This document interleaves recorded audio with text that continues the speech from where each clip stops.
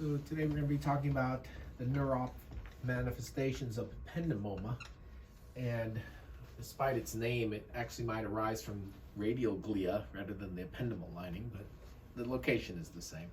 There's two places that we have to worry about. One is the fourth ventricle, and the second is the spine. So when you have a lesion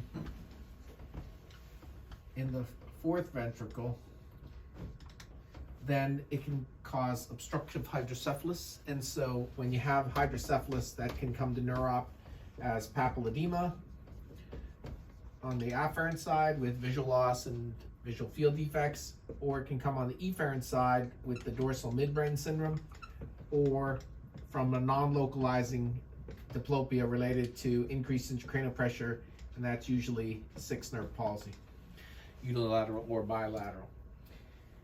In patients who have an ependymoma, of course, gross total resection is the preferred treatment, and postoperative radiation therapy.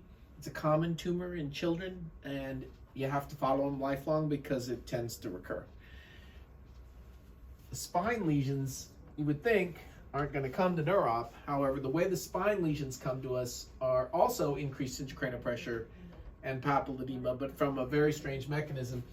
Ependymomas in the spine can bleed and cause subarachnoid hemorrhage, and that subarachnoid hemorrhage can block the outflow, and we can see that on the intracranial imaging as superficial siderosis because the hemosiderin is very, very dark on the gradient echo or T2 star imaging. And the other way it can come to us is it can cause increased intracranial pressure from elevated CSF protein, and that protein can, rather than hemorrhage, can block up the drainage system.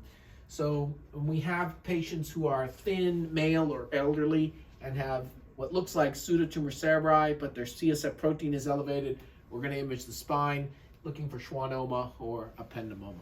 Both the spine ependymoma and the fourth ventricle ependymomas, the treatment is surgical, and they can show up to us with signs and symptoms of increased intracranial pressure, either from outflow obstruction, subarachnoid hemorrhage, or meningeal blockage from protein, or from hydrocephalus.